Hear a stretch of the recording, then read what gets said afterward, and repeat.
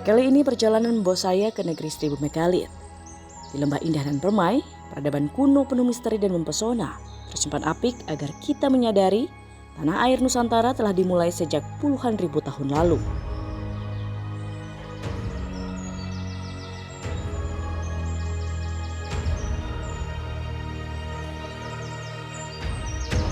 Berbagai situs batu terhampar di luasnya Taman Nasional Lorilindu menjadikannya ladang ilmu. Menyusuri lorong waktu zaman batu, kita mulai perjalanan ini bersama saya, Gadis Bianca.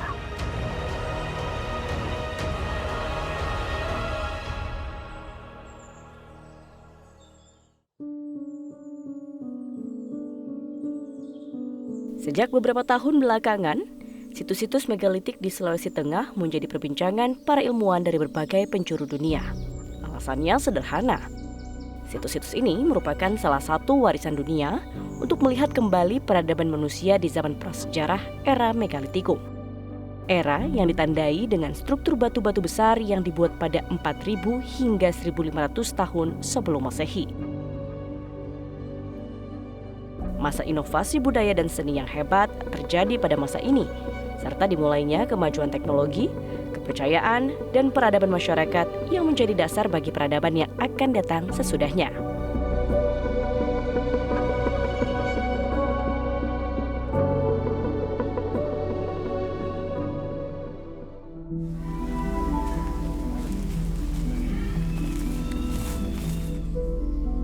Dengan kekayaan warisan budaya yang ada, pemerintah Provinsi Sulawesi Tengah pun terus mendorong pengembangan potensi pariwisata situs-situs megalitik yang unik dan hanya satu-satunya di tanah air ini.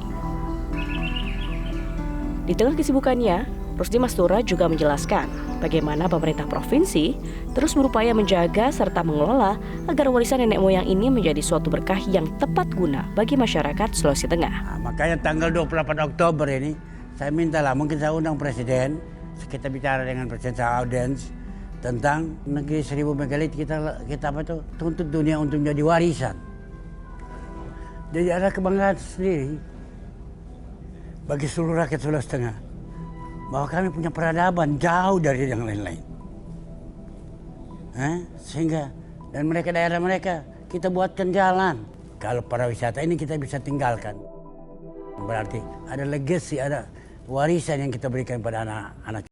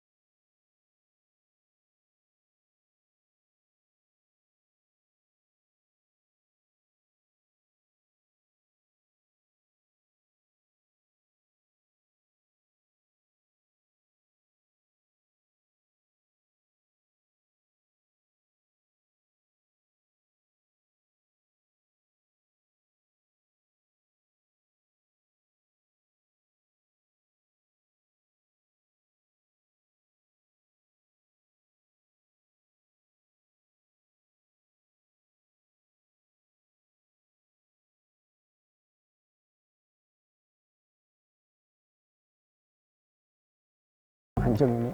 Jadi ini bagian tutupnya ya Pak ya? Iya, ini bagian dari tutup kalamba. Kalau dalam bahasa Lore disebut tutuna. Tutuna, Arti untuk penutup. penutup untuk makamnya ya? Untuk kalau sudah wadahnya.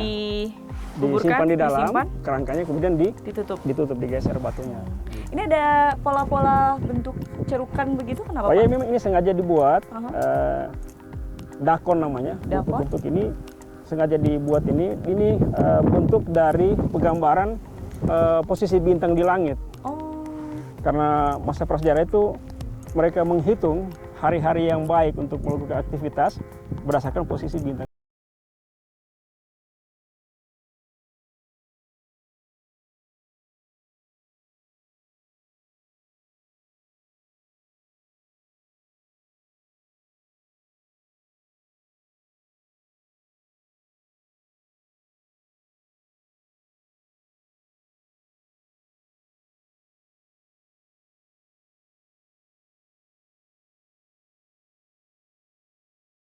Tempat itu kerangka dibaringkan.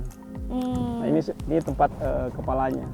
bentuknya seperti perahu Pak? Ya, bunyi seperti perahu. Maknanya apa? Itu kendaraan arwah orang yang dikuburkan untuk perjalanan ke surga. Berbagai penelitian sudah dilakukan.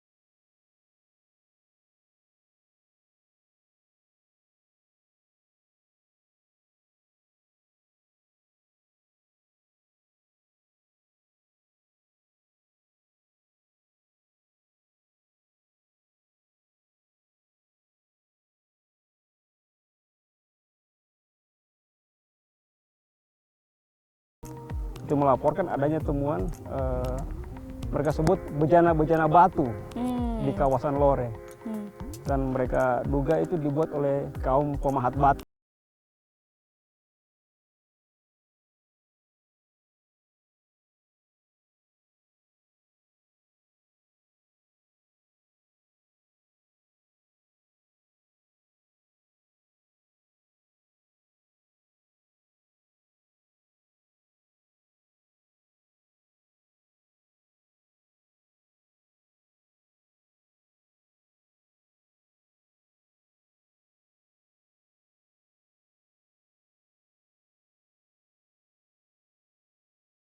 Percaya wajah-wajah yang diukir pada batu tersebut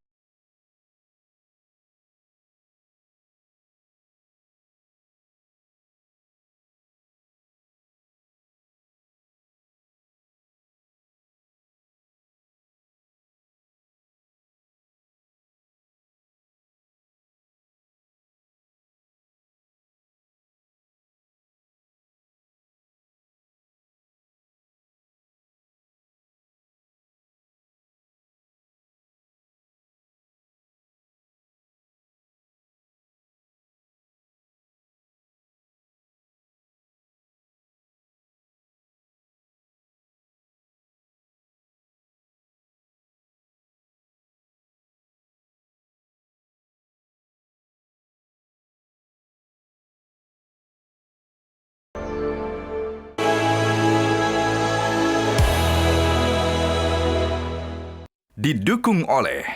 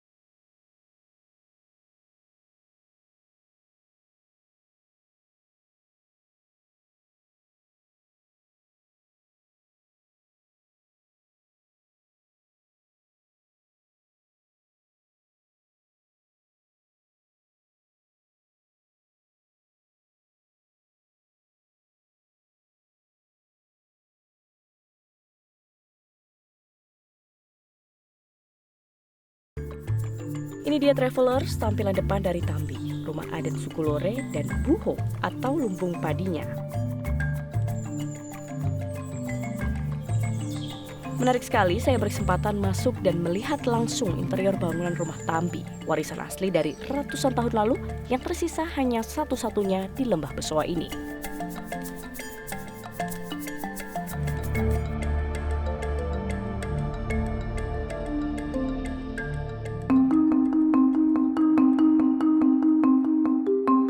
Travelers, saya masih bersama Pak Iksam mengunjungi situs megalitik lainnya. Kali ini kami ke situs megalitik Pokekea. Ini apa Pak? Situs. Salah satu tinggalan megalit yang khas dan unik di situs Pokekea ini, namanya Kalamba. Ini kalamba juga ya? Masih jenis kalamba. Pak, ini kalau kita lihat motifnya wajah ya Pak ya? Ya benar, jadi di sekeliling wadah Kalamba ini terdapat 8 ragam hias menyerupai wajah manusia. 8 melingkar Ya, di kalamba ini. Jadi dia Maknanya apa Pak? diasumsikan itu sebagai penjaga di 8 arah mata angin supaya bisa memberkati kehidupan masyarakat di masa lampau. Kalau kita lihat situs megalitik di Poso ini kan luar biasa banyak, Ya, melimpah begitu di berbagai tempat di Lembah Napu Sebelumnya sebelumnya, kita ke di Lembah Napu. Besoa Ya. juga. Maknanya apa Pak melihat adanya situs-situs megalitik ini?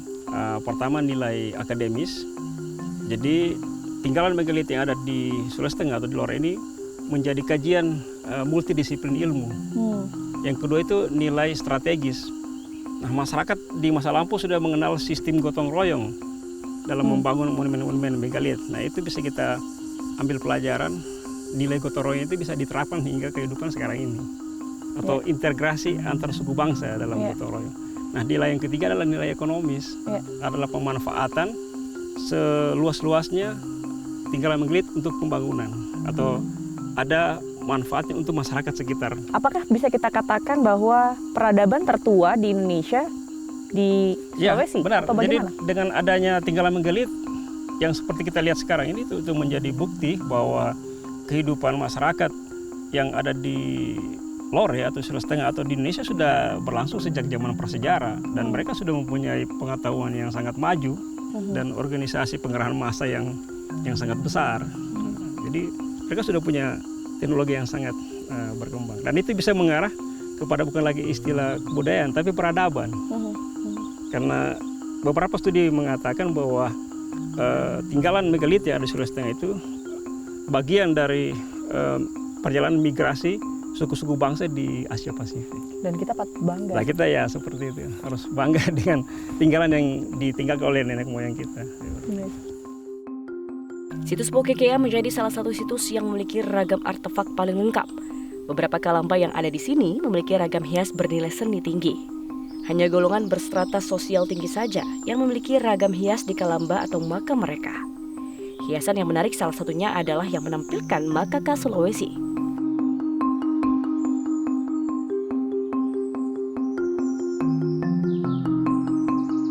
Selain kalamba ada juga dolmen atau meja batu makam dan beberapa arca menhir atau patung batu.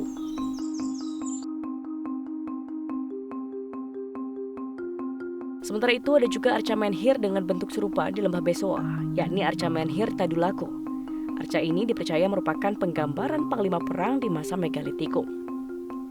Arca-arca menhir ini merupakan situs-situs yang paling sering dikunjungi wisatawan. Selain masyarakat, peran Taman Nasional Lorelindu tidak lepas dalam memaksimalkan potensi wisata kawasan.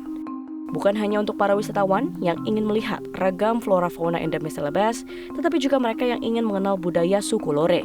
Kebanyakan wisatawan mancanegara ya, itu para hobis burung yang berkucing.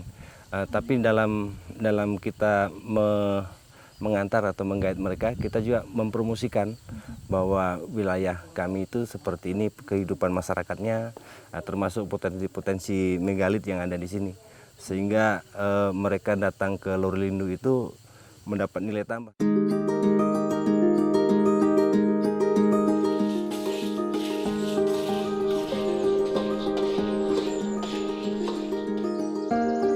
Memang perlu kerja keras banyak pihak agar kita bisa melestarikan apa yang ditinggalkan leluhur kita. warisan berharga yang perlu kita jaga.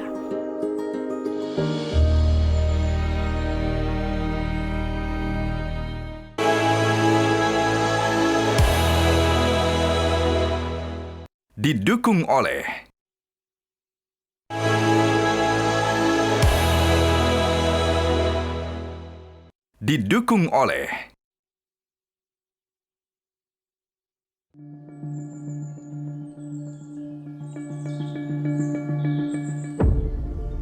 Setelah perjalanan panjang dan melelahkan melewati lembah Napu dan lembah Besoa, kali ini saya berada di lembah Bada. Hamparan sawah dan kehidupan sederhana para petani Bada menjadi pemandangan yang bisa kita nikmati sebelum memasuki area kawasan situs megalitik Palindo.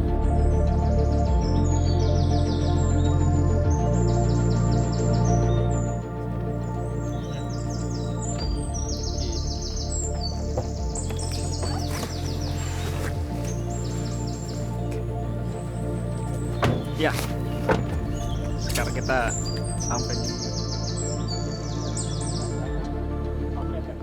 Ini namanya Palindo Lara, Pak. Artinya apa itu? Ya. Kalau dalam bahasa Lore, dialek Bada itu artinya pelipur lara.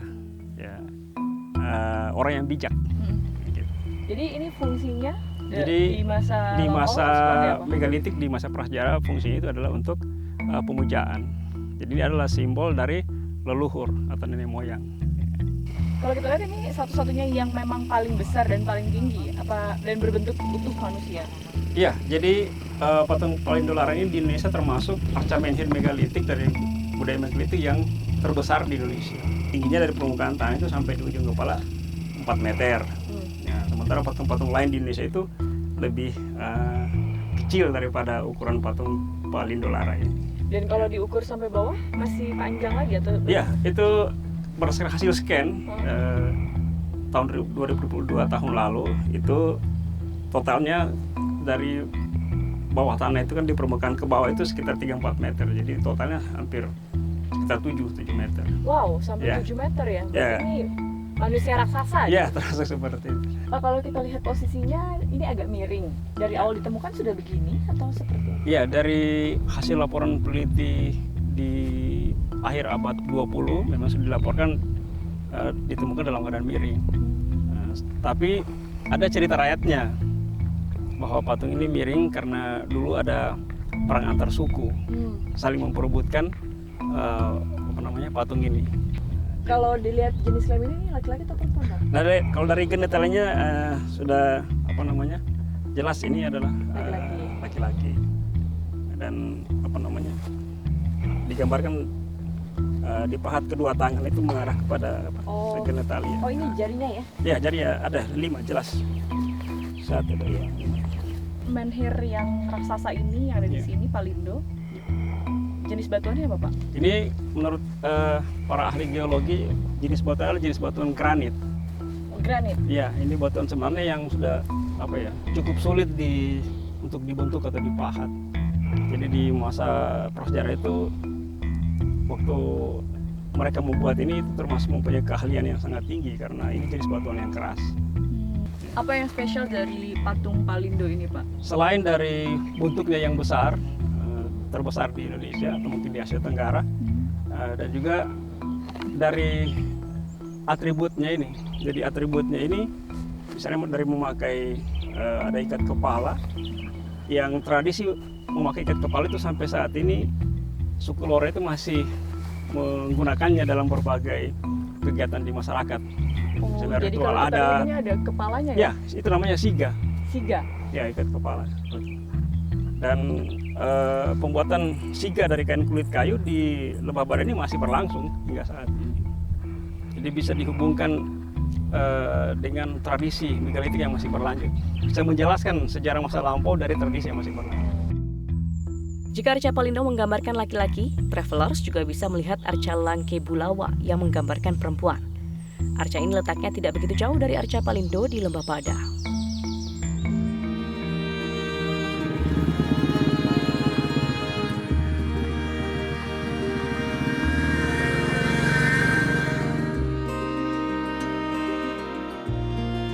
Permisi, Bapak. Iya. Ini Lagi buat apa, Pak? Ini lagi buat hiasan. Yang sementara saya buat ini gelang tangan yang terbuat dari biji buah kalide. Oh, jadi kalide itu biji-bijian ini ya? Iya, Saya boleh lihat-lihat dulu ya, Pak ya? boleh, silakan. Di sini travelers bisa membawa pulang berbagai kerajinan yang dibuat dari biji buah kalide, termasuk ikat kepala khas suku Bada. Permisi. Silakan diatur di depan cermin mana posisinya. Oke. Ada juga loh baju adat kebanggaan suku Bada yang terbuat dari biji kalide dan dari kulit kayu. Sebuah karya seni tingkat tinggi yang diturunkan dari para leluhur dan terus dilestarikan. Travelers, perjalanan kali ini memang agak sedikit berbeda. Namun lagi-lagi, saya menemukan banyak alasan untuk terus mencintai Indonesia. Dengan berbagai kekayaan yang kita punya, sudah sepatutnya kita bangga dan turut ambil peran dengan cara kunjungi, lindungi, dan lestarikan.